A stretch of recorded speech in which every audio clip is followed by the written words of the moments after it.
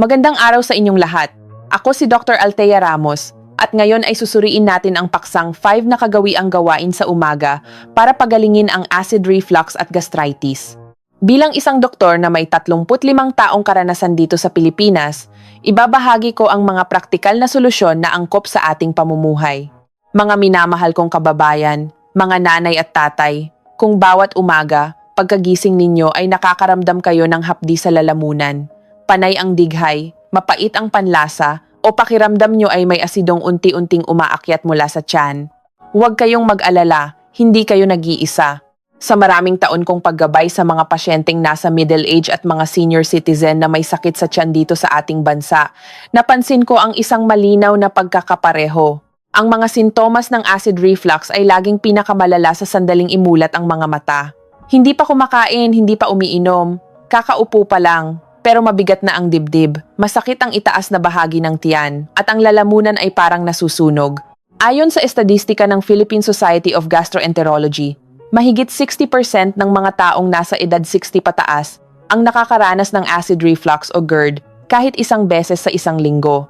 Isang ulat naman mula sa World Health Organization ang nagtala na ang grupong nasa edad 50 pataas ay may halos 30% na pagtaas sa kaso ng pamamaga ng lining ng tiyan kumpara noong nakaraang 10 taon.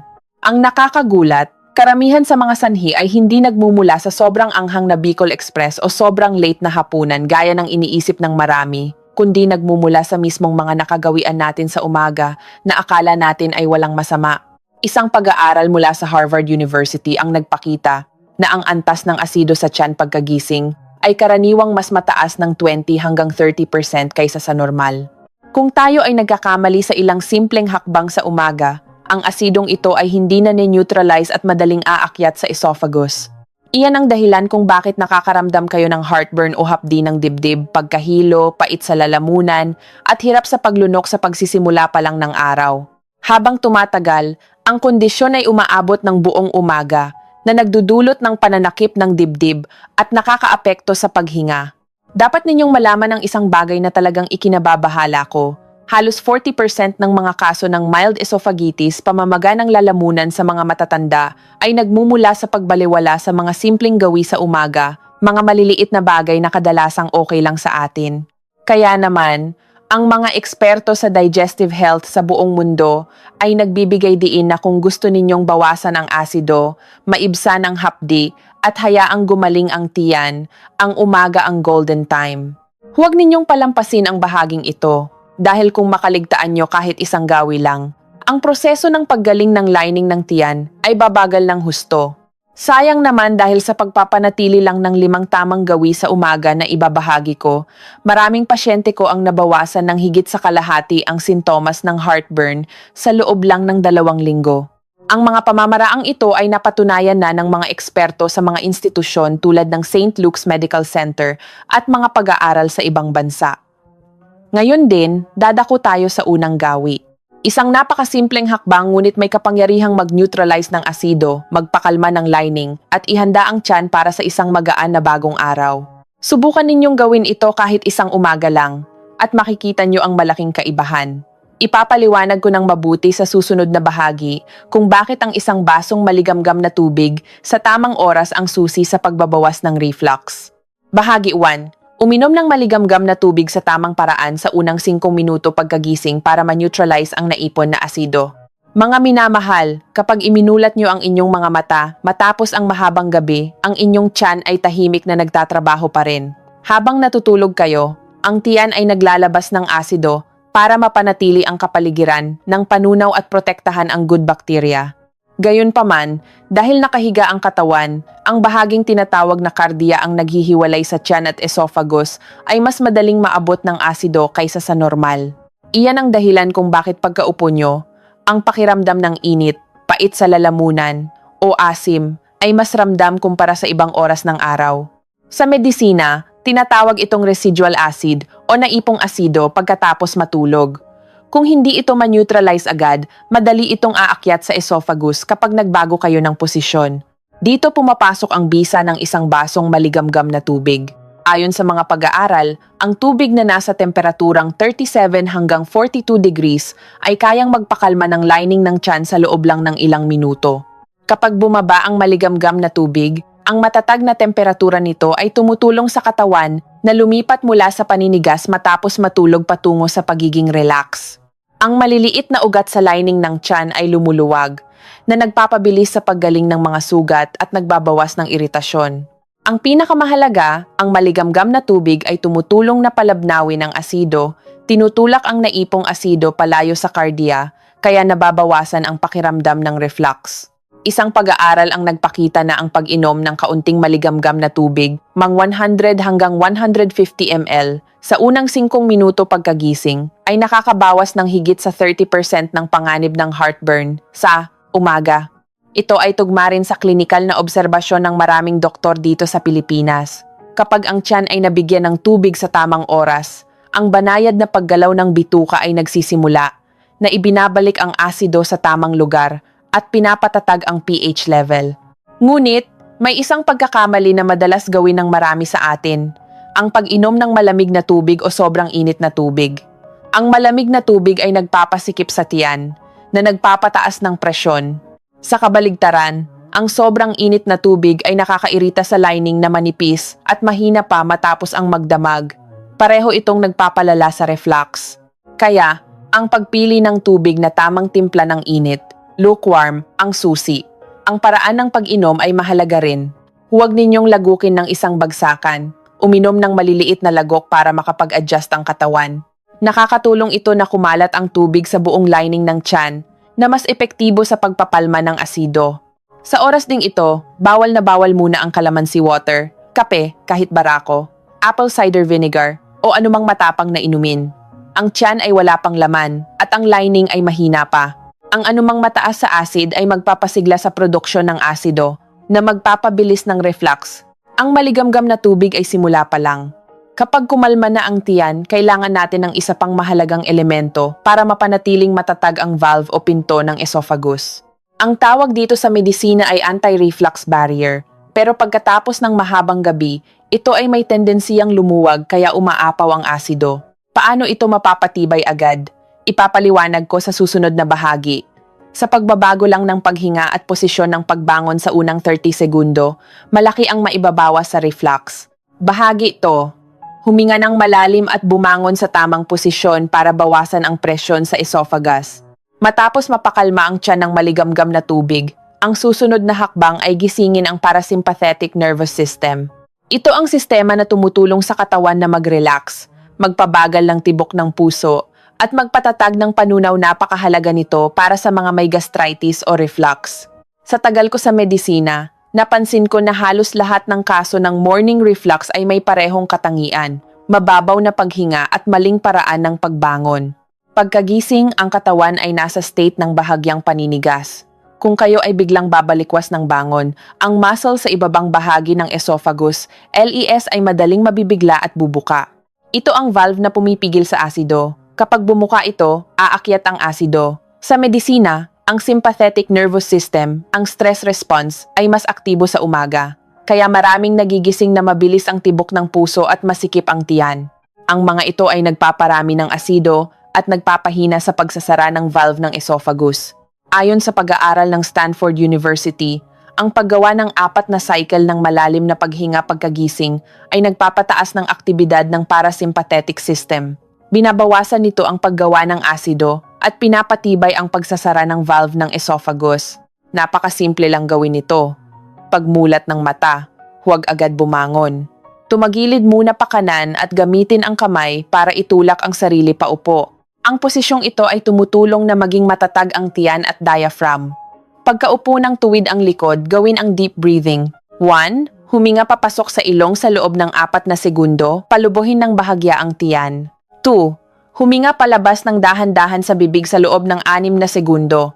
3. Ulitin ito ng 4 na beses. Ang bawat paghinga ay nagpapaluwag sa diaphragm, na nagbabawas ng bigat na nakadagan sa tiyan. Dahil dito, mabilis na mawawala ang hapdi at bigat ng dibdib. Ang deep breathing ay nagpapakalma rin ng tibok ng puso at nagpapaluwag ng maliliit na ugat sa tiyan na tumutulong sa paggaling ng lining. Ito ang dahilan kung bakit laging inirerekomenda ng mga doktor ang breathing exercises sa umaga kahit 2 minuto lang. Subukan ninyo ito, 4 na hinga lang, sapat na para mag-relax ang katawan. Kapag relax, hindi nangingisay ang tiyan, sarado ang valve, at hindi aakyat ang asido. Bahagi 3. Kumain ng mga pagkaing nagpapainit ng tiyan at nagpapakalma ng lining, luya, luyang dilaw, at uraro, arrowroot. Ngayong kalmado na ang tiyan at maayos na ang paghinga, ito ang tamang oras para maglagay ng proteksyon sa loob. Sa tradisyonal na panggagamot sa Asya at modernong medisina, ang luya, ginger, luyang dilaw, turmeric, at uraro, arrowroot ay itinuturing na power trio para sa tiyan kung gagamitin ng tama sa umaga. Una, ang luya. Ang init o anghang ng luya ay tumutulong na i-relax ang muscle ng tiyan, bawasan ang kabag at pagduduwal. Napatunayan na ng maraming pag-aaral na ang luya ay naglalaman ng gingerol na may malakas na anti-inflammatory effect. Ang mga may reflux ay madalas may pamumula sa lining ng tiyan. Tinutulungan ng luya na mapakalma ito. Pangalawa, ang luyang dilaw, turmeric. Kilala ito sa curcumin na nagpoprotekta sa lining ng tiyan. Gumaganap ito bilang manipis na coat o sapin sa sugat ng tiyan na nagpapabilis ng paggaling at nagbabawas ng abnormal na paggawa ng asido. Lalo na sa umaga, mas epektibo ang curcumin dahil wala pang mantika o ibang laman ang tiyan. Pangatlo, ang uraro, arrowroot. Kung wala kayong mahanap na sanday kudzu na sikat sa Vietnam, ang ating lokal na uraro o kahit cassava starch ay mahusay na kapalit. Ang uraro ay mayaman sa starch at pectin na madaling tunawin. Ang pectin ay nagiging parang gel na nagne-neutralize ng asido at binabawasan ang hapdi kapag dumikit ang asido sa pader ng tiyan. Nakakatulong din ito sa mga senior citizen na mahina na ang panunaw. Kapag pinagsama ang tatlong ito, bubuo sila ng halo na tutulong sa tiyan na gumaling. Luya para sa spasms, luyang dilaw para sa sugat, at uraro para sa asido. Paano gamitin? Magtunaw ng 1 kutsara ng uraro flour o starch sa kaunting tubig, tapos lagyan ng mainit na tubig hanggang lumapot pero wag sobrang lapot na parang pandikit. Haluan ito ng ilang pirasong pinitpit na luya at kakarampot 6 kutsarita ng luyang dilaw powder. Inumin ito 10 minuto matapos uminom ng maligamgam na tubig. Kung sensitibo ang tiyan, bawasan ang dami ng luya. Ito ay magsisilbing natural na proteksyon ng inyong tiyan. Bahagi 4. Magaang ehersisyo sa umaga. 3 golden moves para ibaba ang asido. Mga minamahal, pagkatapos mapakalma at maprotektahan ang tiyan, kailangan nating kumilos ng bahagya. Maraming nag-aakala na sapat na ang tamang pagkain. Pero sa totoo lang, ang mga taong nag-eehersisyo ng magaan tuwing umaga ay may halos 40% na mas mababang tsansa ng reflux kumpara sa mga hindi kumikilos. Pagkagising, matigas pa ang diaphragm at mga muscle sa tiyan. Ang tigas na ito ay nagtutulak sa presyon pataas, kaya umaakyat ang asido. Kung mag-i-stretch kayo, bababa ang presyon at babalik ang asido sa dapat nitong kalagayan. Narito ang 3 simpleng galaw na inirerekomenda ng mga eksperto, kahit para sa mga may edad na 1. Shoulder rolls. Pag-ikot ng balikat, umupo o tumayo ng tuwid, i-relax ang balikat. Iikot ang balikat paharap ng 10 beses at palikod ng 10 beses. Tinatanggal nito ang tensyon sa upper back at leeg na nagpapaluwag sa diaphragm. 2. Hip rotations. Pag-ikot ng balakang, ilagay ang kamay sa baywang. Umikot ng malalaking bilog parang naghuhula hoop ng 10 beses pa kanan at 10 beses pa kaliwa. Pinapaganda nito ang daloy ng dugo sa tiyan at tinutulungan ang bituka na gumalaw. 3. Diaphragm stretch. Pag-uunat. Tumayo ng tuwid, itaas ang 2 kamay. Huminga ng malalim habang inaabot ang langit at bahagyang lumiyad patalikod ng 3 segundo, tapos huminga palabas at bumalik sa ayos. Ulitin ng 15 na beses. Binibigyan nito ng espasyo ang tiyan para hindi maipit ang asido. Ang mga galaw na ito ay hindi nakakapagod at kayang-kaya gawin kahit ng mga lolo't lola na may rayuma. Gawin ito araw-araw at mararamdaman nyo ang ginhawa. Bahagi plabang. Tamang almusal. Piliin ang pinakamainam na menu para sa may acid reflux. Ito ang pinakamahalaga, ang almusal. Isang maling pagkain lang, sira na ang lahat ng ginawa nyo kanina. Ang prinsipyo ng almusal para sa may gastritis ay magaan, madaling tunawin at hindi nakakaasido. Iwasan muna ang mga paborito nating Pinoy breakfast na mabigat. Iwasan ang instant noodles, pansit canton, mami, mga silog meals, sinangag na mamantika, longganisa sobrang bawang at taba, tuyo daing, maalat, champurado, malagkit at mabigat, at mga pagkaing may suka tulad ng paksiw. Iwasan din ang kape kapag walang laman ang tiyan. Mga golden foods para sa almusal. 1. Oatmeal. Humihigop ng asido at mayaman sa fiber. 2. Nilagang kamote. Mayaman sa vitamin B6 at madaling tunawin. San? Saging na saba o latundan, hinog. Ang pektin nito ay nagpoprotekta sa tiyan, bawal ang hilaw o manibalang. 4. Whole wheat bread. Pandesal na whole wheat o wheat bread. 5. Nilagang itlog. Magaang protina. Bawal ang pritong itlog na mamantika. Halimbawang menu. Araw 1. Inumin ang uraro luya mix pagkatapos kumain ng oatmeal na may kalabasa at hinog na saging. Araw 2. Nilagang kamote, nilagang itlog at mahinang salabat. Araw 3. Lugaw brown rice kung maaari na may carrots at almond milk. Araw 4. Whole wheat bread na may kaunting peanut butter at maligamgam na tubig. Araw 5. Miswa soup na may patola, iwasan ng mantika sa paggisa at nilagang itlog. Kung susundin ninyo ang mga ito, sa loob ng 2 linggo, giginhawa ang inyong pakiramdam. Bahagi 6. Mga prinsipyo para sa pangmatagalang kalusugan ng tiyan. Para hindi bumalik ang sakit, tandaan ang mga ito. 1. Ngumuya ng mabuti. Ang laway ay natural na gamot laban sa asido. 2. Huwag magpalipas ng gutom o magpakabusog ng sobra. Kumain ng pakonti-konti pero madalas, small frequent meals. 3. Iwasan ang stress. Mag-relax. Ang stress ay nagpaparami ng asido. 4. Huwag humiga agad pagkakain. Maglakad-lakad muna ng 20,030 minuto. Number 5. Matulog ng nakatagilid sa kaliwa. Ito ang posisyon kung saan mas mababa ang tiyan kaysa sa esophagus, kaya hindi aakyat ang asido. Number 6.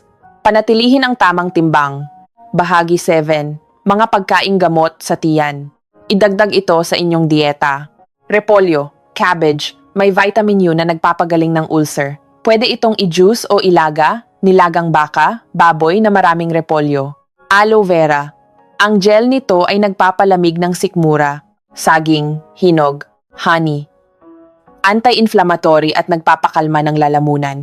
Gatas na galing sa halaman, soy milk, almond milk, mas mainam kaysa gatas ng baka. Okra. Ang dulas nito ay mainam sa lining ng tiyan. Mga minamahal, balikan natin ang 5 hakbang. 1. Tubig na maligamgam pagkagising. 2. Malalim na paghinga at tamang pagbangon. 3. Uminom ng halo ng luya, luyang dilaw, at uraro, starch. 4. Magaang ehersisyo, ikot balikat at balakang. Number 5. Tamang almusal o atmeal, kamote saging. Kung gagawin ninyo ito araw-araw, sinisiguro ko sa inyo bilang inyong doktor, malaki ang igiginhawa ng inyong buhay. Alin sa mga ito ang ginagawa nyo na? O gusto nyo bang bigyan ko pa kayo ng 7-day meal plan para sa mga Pinoy na may gastritis? Mag-comment lang sa ibaba. Maraming salamat sa pagsama sa akin ngayon. Hangad ko ang inyong kalusugan at matiwasay na tiyan. Mag-ingat po kayong lagi. Ako si Dr. Althea Ramos. Paalam at hanggang sa muli.